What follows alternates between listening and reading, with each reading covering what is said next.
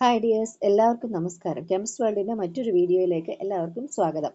ഇന്ന് ഞാൻ SSLCയിലെ nomenclature of organic compounds and isomers അതായിരുന്നു നമ്മൾ ഇത്രയും ദിവസം പഠിച്ചുകൊണ്ടിരുന്നത്.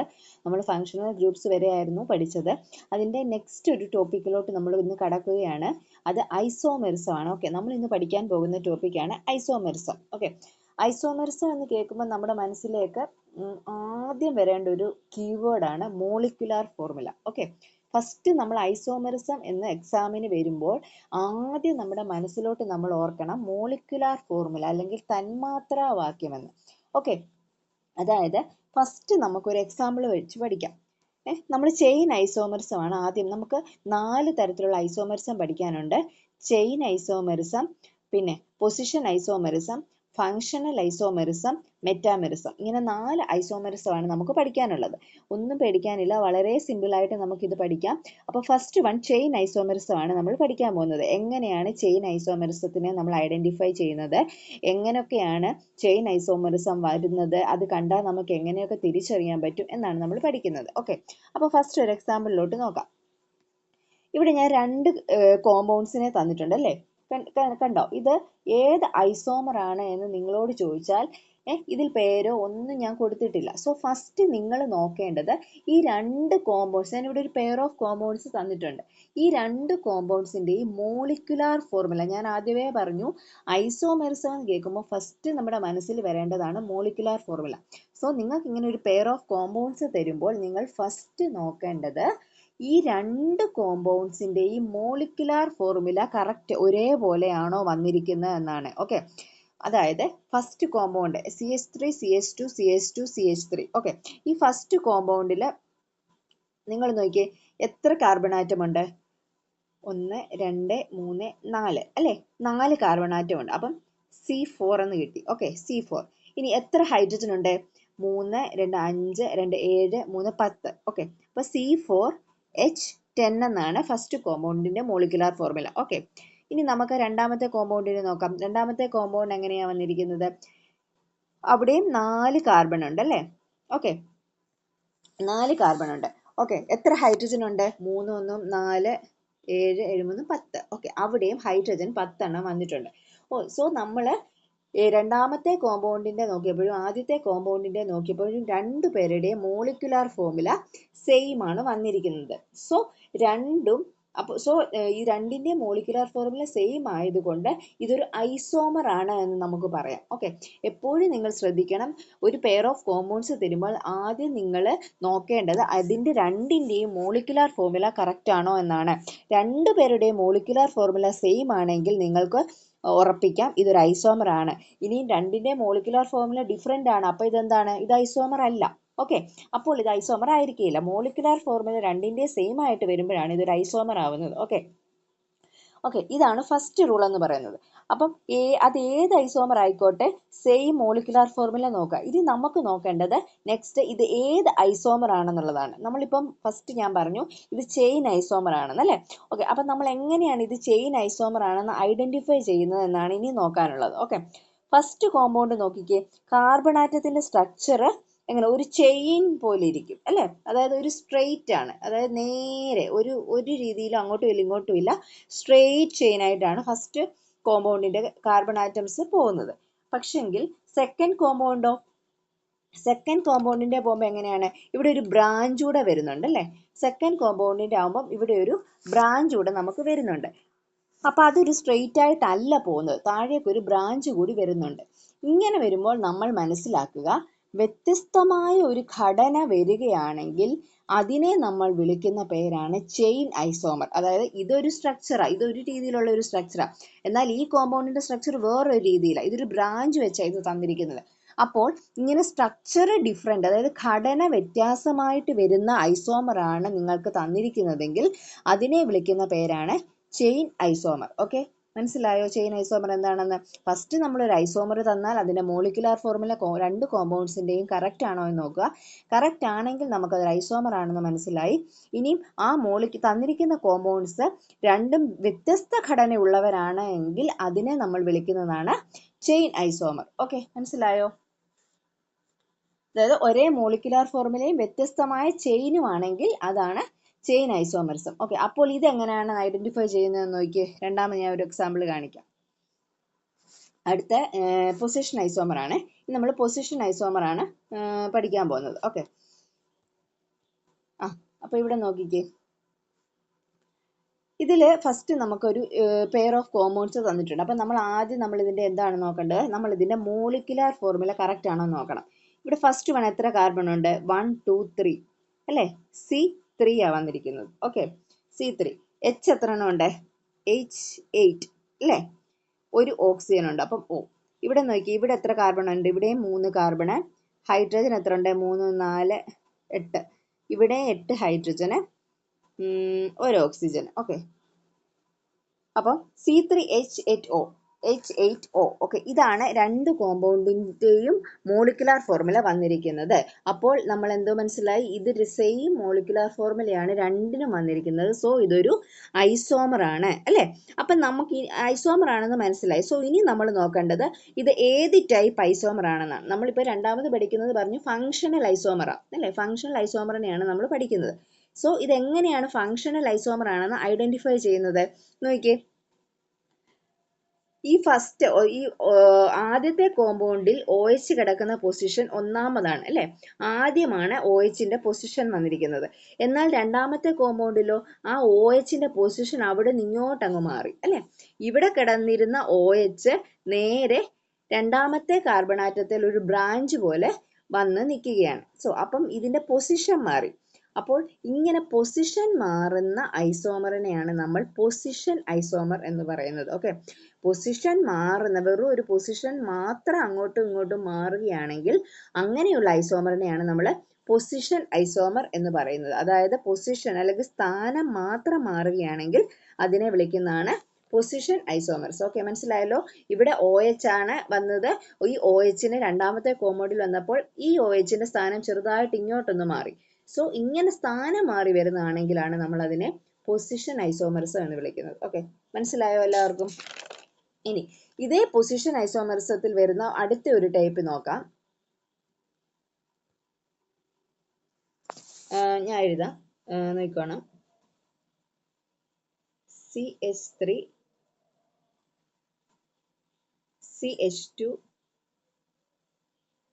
C triple bond CH. കണ്ടോ? CH. ഇനി അടുത്തൊരു കോമ്പൗണ്ട് തരികയാണ്.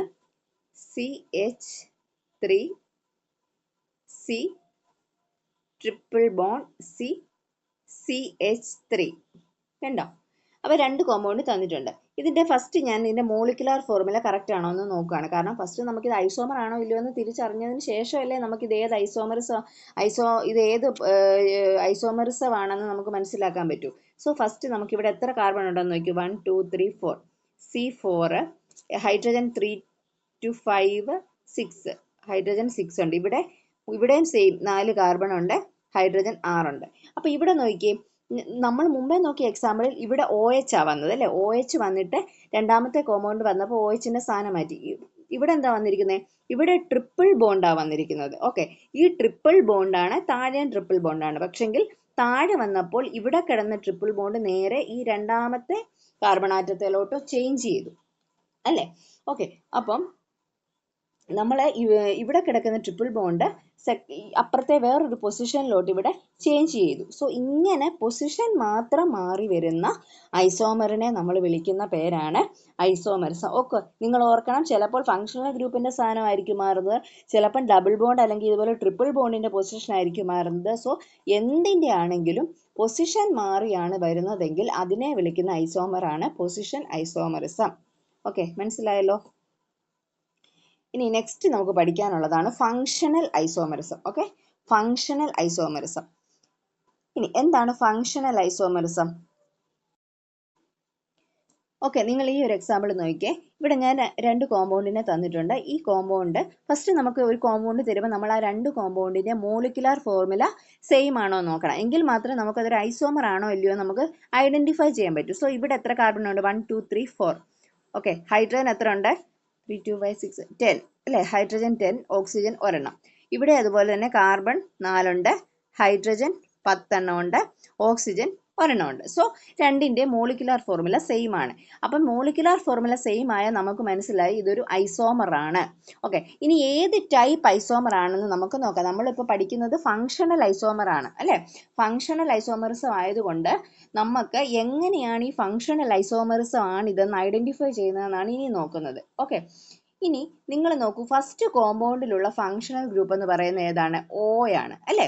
O അതായത് ആൽക്കോക്സി ഈഥർ എന്ന് പറയുന്ന ആൽക്കോക്സി ഗ്രൂപ്പ് വരുന്നതാണ് ഫസ്റ്റ് കോമ്പൗണ്ടിൽ വന്നിരിക്കുന്നത്. ഓക്കെ, എന്നാൽ സെക്കൻഡ് കോമ്പൗണ്ട് നോക്കൂ, സെക്കൻഡ് കോമ്പൗണ്ടിലുള്ള ഫങ്ഷണൽ ഗ്രൂപ്പ് ഏതാ?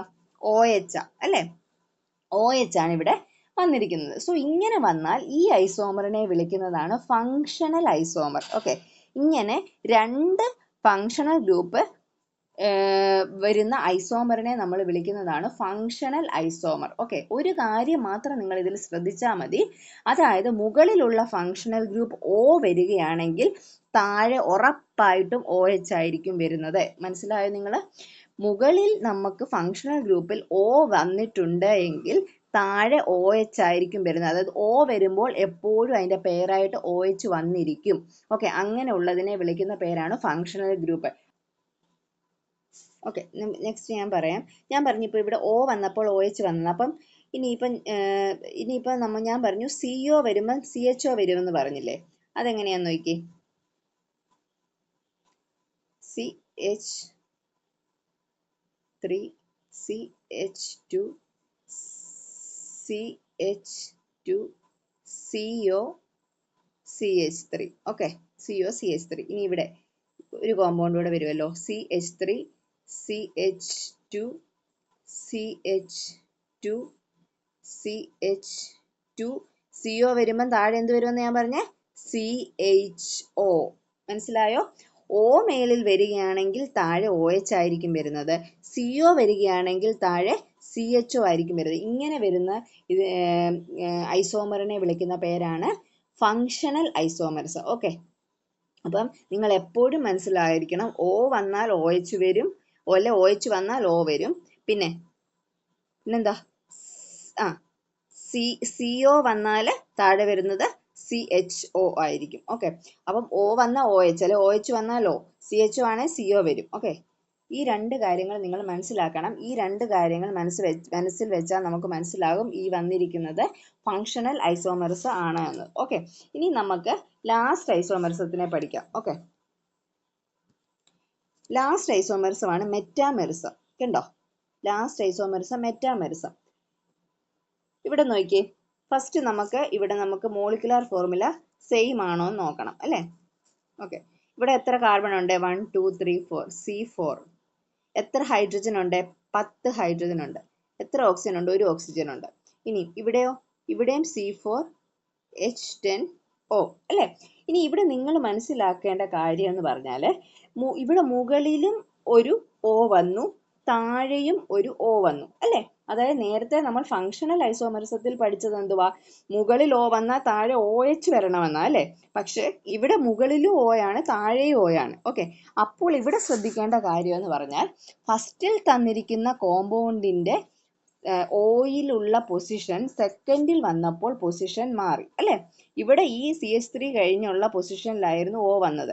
ഇവിടെ CH3 CH2 കഴിഞ്ഞാണ് ഇവിടെ O വന്നിരിക്കുന്നത്. സോ രണ്ടിലും O കണ്ടാൽ, അല്ലെങ്കിൽ ആൽക്കോക്സി ഗ്രൂപ്പ് കണ്ടാൽ അത് മെറ്റാമെറിസം ആണെന്ന് നിങ്ങൾ മനസ്സിലാക്കിയിരിക്കണം. ഓക്കെ, ഈ O കണ്ടാൽ, അതായത് ഈ O ഫങ്ഷണൽ ഗ്രൂപ്പായിട്ട് വരുന്നത് വന്നു കഴിയുമ്പോൾ ആ ഐസോമറിനെ പറയുന്ന പേരാണ് മെറ്റാമെറിസം എന്ന് പറയുന്നത്. ഓക്കെ, ഇനി നിങ്ങൾ നോക്കിയേ, ഈ ഓയുടെ ഇപ്പുറത്ത് എത്ര കാർബൺ ഉണ്ട്? 1 കാർബൺ അല്ലേ, 1 കാർബൺ ആയുള്ളൂ.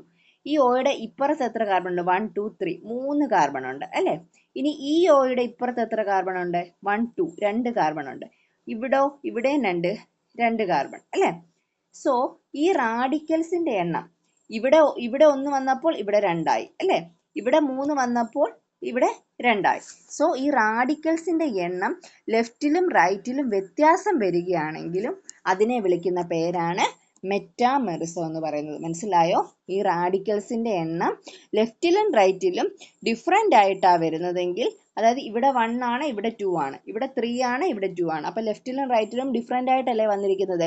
സോ അങ്ങനെയുള്ള ഐസോമറിസത്തിനെ പറയുന്ന പേരാണ് മെറ്റാമെറിസം എന്ന് പറയുന്നത്. സോ ഇപ്പം ഇന്ന് നമ്മൾ 4 ഐസോമറിസം പഠിച്ചു. Chain isomerism, position isomerism, functional isomerism, metamerism. Chain isomerism എന്ന് പറയുന്നത് 2 കോമ്പൗണ്ട്സ് തന്നാൽ നമ്മൾ മോളിക്കുലാർ ഫോർമുല കറക്റ്റ് ആണെന്ന് കണ്ടു കഴിഞ്ഞാൽ പിന്നെ നമ്മൾ നോക്കേണ്ടത് അതിൻ്റെ ഘടനയിലുള്ള വ്യത്യാസമാണ് വന്നിട്ടുള്ളതെങ്കിൽ അതിനെ വിളിക്കുന്നതാണ് ചെയിൻ ഐസോമർ. ഇനി പൊസിഷൻ ഐസോമർ എന്തുവാ? 2 കോമ്പൗണ്ട്സ് കമ്പയർ ചെയ്യുമ്പോൾ ഒരേ ഫങ്ഷണൽ ഗ്രൂപ്പോ അല്ലെങ്കിൽ ഡബിൾ ബോണ്ടോ ട്രിപ്പിൾ ബോണ്ടോ ആണ് വന്നിരിക്കുന്നതെങ്കിൽ അതിൻ്റെ പൊസിഷൻ മാത്രം മാറ്റി വരുന്ന കോമ്പൗണ്ട് ആണെങ്കിൽ അങ്ങനെയുള്ളതിനെ വിളിക്കുന്നതാണ് പൊസിഷൻ ഐസോമറിസം. ഓക്കെ, മൂന്നാമത് പഠിച്ചാണ് functional isomerism. Okay, functional isomerism എന്ന് പറഞ്ഞാൽ എന്തുവായിരുന്നു? ഞാൻ പറഞ്ഞു മേലിൽ CHO വന്നാൽ അല്ലെങ്കിൽ മേലിൽ CO വന്നാൽ താഴെ CHO ഉറപ്പായിട്ടും വന്നിരിക്കും. മേലിൽ O വന്നാൽ താഴെ OH ഉറപ്പായിട്ടും വന്നിരിക്കും. ഓക്കെ, അങ്ങനെ വരുന്ന ഐസോമറിസത്തിനെ വിളിക്കുന്ന പേരാണ് എന്ത്? Functional isomerism. ഓക്കെ, മനസ്സിലായോ? ഇനി അത് കഴിഞ്ഞിട്ട് പിന്നെ പഠിച്ചതാണ് മെറ്റാമെറിസം. മെറ്റാമെറിസം എന്ന് പറഞ്ഞാൽ എന്താ? മെറ്റാമെറിസം എന്ന് പറഞ്ഞാൽ അതായത് ഈഥർ അല്ലെങ്കിൽ ആൽക്കോക്സി ഗ്രൂപ്പ് O കണ്ടാൽ അത് മെറ്റാമെറിസം ആണെന്ന് മനസ്സിലാക്കുക. അതുപോലെ തന്നെ റാഡിക്കൽസിൻ്റെ എണ്ണം നോക്കുമ്പോൾ ലെഫ്റ്റിലും റൈറ്റിലും ഡിഫറെൻ്റ് ആയിട്ടാണ് വരുന്നതെങ്കിൽ അതിനെ വിളിക്കുന്ന പേരാണ് മെറ്റാമെറിസം. ഓക്കെ, ഇത്രയും കാര്യങ്ങൾ നിങ്ങൾ കറക്റ്റായിട്ട് ഓർത്ത് വെക്കണം. അപ്പോൾ ഇത്രയേ ഉള്ളൂ ഐസോമറിസത്തിൽ നമുക്ക് പഠിക്കാനുള്ളത്. Okay, thank you.